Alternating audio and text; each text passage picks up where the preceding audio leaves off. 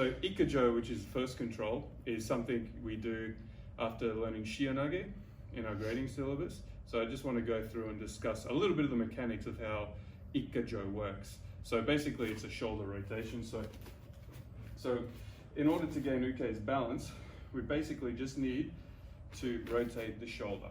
Okay, if I just try pulling, it's never going to work. Okay, no matter how hard I try. Okay, but even a slight rotation, just pushing through. And that wasn't that. You might have thought, well, he locked my arm out. He didn't actually lock my arm out.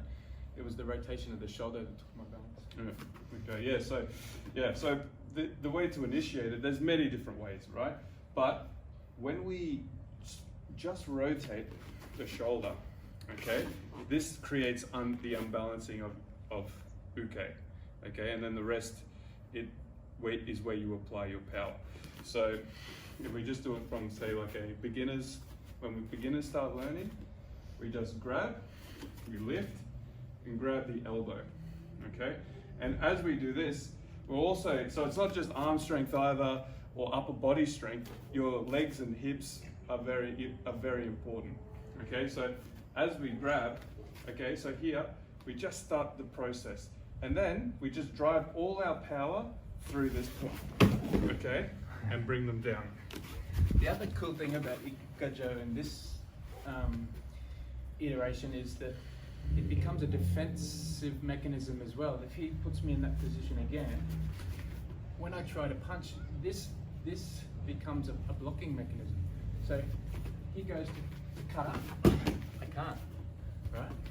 So for example, he just grabs on top of here, I get a punch. It's a block and a control at the same time. Yes. Just another insight. Yes, and actually, I'm glad you brought that up, because before I was rotating down, but if that's not an option for whatever reason, you can actually rotate this way. So there's two directions. Cool. Yeah. But it's not always a defensive thing. No, it's not always a defensive thing. So of course, a conception that we get as Aikido practitioners that it's all defensive. However, there's absolutely no problem if the need arises for us to take the initiative. So we practice shomen-uchi Ikkajo, where shite actually strikes, rotates, and steps through. Okay? But let's say that you have no other choice. There's absolutely nothing wrong with just I'm in, come on, man. And then just throwing everything at them, coming down, and finishing it off. Yeah, so it's definitely very effective. Or even a punch like Tatakan.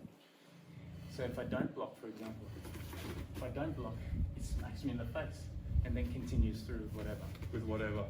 But the punch coming, mate, I'm blocking. And even if I'm resist, I want to be strong, and I see the punch coming. I'm strong. Before I'm strong, holding now. I'm resisting him, but this is in a vulnerable spot. And if he puts his center and controls through the hips, I got nothing. Because he's taking me into my space of the three-legged dog. For example, I'm here. This is where I have nothing. In order to have something, I need a third base. I don't. So he takes me there. And until I put my hand down, I don't have anything. And if I don't put my hand down, my head becomes the base.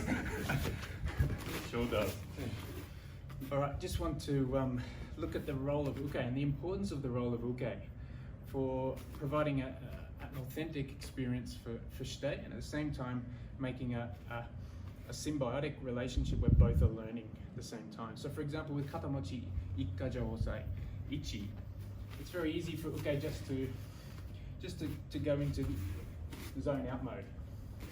And I just play along and I just go and give him a chunk of meat. As opposed to thinking about where are my options to overcome shite. So here I'm pulling because I want to punch. So I'm automatically at this point. Every juncture in the kata has a possibility for avenues for elsewhere to go. So in this case, we continue with Ikkajo because that's the kata gecko. So here, I'm pulling here.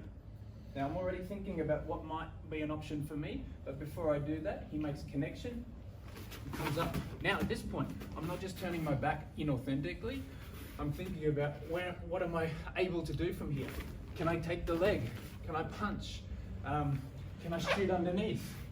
All the options are available unless he does an authentic technique and takes that out of commission. Now I can't. He cuts down. Okay. Now why is this knee in front of and not this knee? Well, it's very simple. I'm not offering my back to him. It's over. So my inside knee allows him down and for safety, but it's practical for me to come back up if he's not doing the technique properly. Yeah, if Shite doesn't have their weight properly planted on the floor and their hand in the right position, Uke can just walk away basically. Yeah, well I can come up,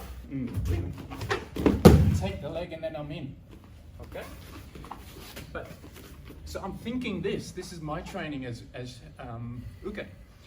But as Shite, he's stopping that happening through authentic and genuine Ikkajo. Yeah, our thought has to be, how can I make sure that I'm in the best possible position and most advantageous position? Totally. So here he locks his in, body weight through my arm, and I can't come up. If I try to come up, it's detrimental to my elbow joint. So he continues. And at this point now too, if we just turn around, so we're facing the same thing. At this point too, I should be thinking about how might I escape unless he puts the lock on. Well, I can't. Even if I try to roll over, no. But if he doesn't, if he loosens, I'm thinking, okay, what's my options? If I can get a bend, I can come up. Or if I can roll over, I can come out. This is my role as Uke. I haven't tuned out. His job is to stop me from doing that. And there's no way I can feel it. My whole shoulder and elbow is pinned. I'm not moving anywhere. Yeah, and then also, so what you saw with the two, so after we cut Uke down, and then we step through 1, 2. This is the traditional technique, so we're training to keep our center as we move and bring Uke down. But of course from this position too, as you can see, Uke doesn't have this arm here, I have it, so we can just take it to the side as well. Yeah. Notice the other thing, that's cool. The other thing is, my hand is a safety mechanism, yes, to stop my head hitting the ground, but it's also a basing point. Here I have a base, here I don't have a base. I'm more vulnerable, here I'm based. Okay, so now I'm thinking, okay, I've got balance, I've got a strong base, now I'm in the game still, or I'm possibly able to escape or something. Here I've got nothing. Okay, so your hand is playing a role. Cool. Also, besides upper body attacks, there's also, we can do Ikkajo when someone is kicking. Any strike, really. Any strike. They just appear in different variations. This people may not think that this is Ikkajo, but it is Ikkajo. Same principle, shoulder rotation, forward in order to take Uke's balance. You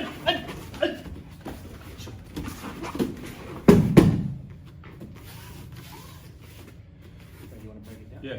So if we break it down, okay. So first, okay. We won't go into this. We'll do the kento kata thing another time. Yeah. So once we enter into position after the kick, it's important that when the kick comes, okay, so Ryan kicks like a mule, okay? If I stand here or stand back, I'm in trouble, okay? I'm coming again. Yeah, so one of our main practices is to enter. Irimi, entering. Okay, so now here, if I just try and hook his arm, okay? I have better positioning. You end up with an injury, okay?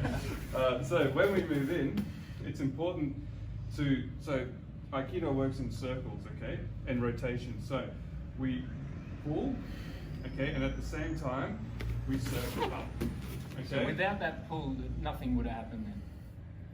Yes, and then it's important now not to rest on my laurels and sort of just be here, because Uke or Ryan is in a position to get me in, stand up or I kick can my just leg. come behind. Yeah. And then take, right? Yeah.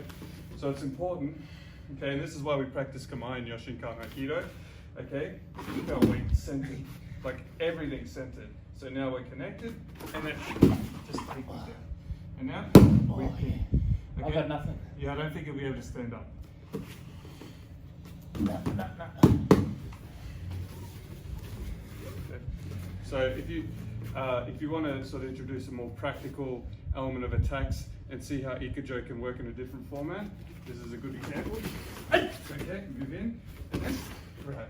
But Lawrence made the key of finding kamae at this point in time. If he doesn't find kamae, I'm just standing up. Honestly. Yeah, and I won't be, even let's say I can, if just through brute force was able to move him, I'm using a lot more energy than is necessary, and it's less effective, okay? But we focus all of our Now, power. even if he holds kamae here, even with one hand in tekatana, makes his arm in his center line. I can't come up. I can't. Oh, I can't. This is as far as I can go. Yep, and then this hand over the top of this one, so you got a nice strong grip, and then just take it down. Yeah, that's cool. So that's another user-friendly version of Ikkajo. Yeah.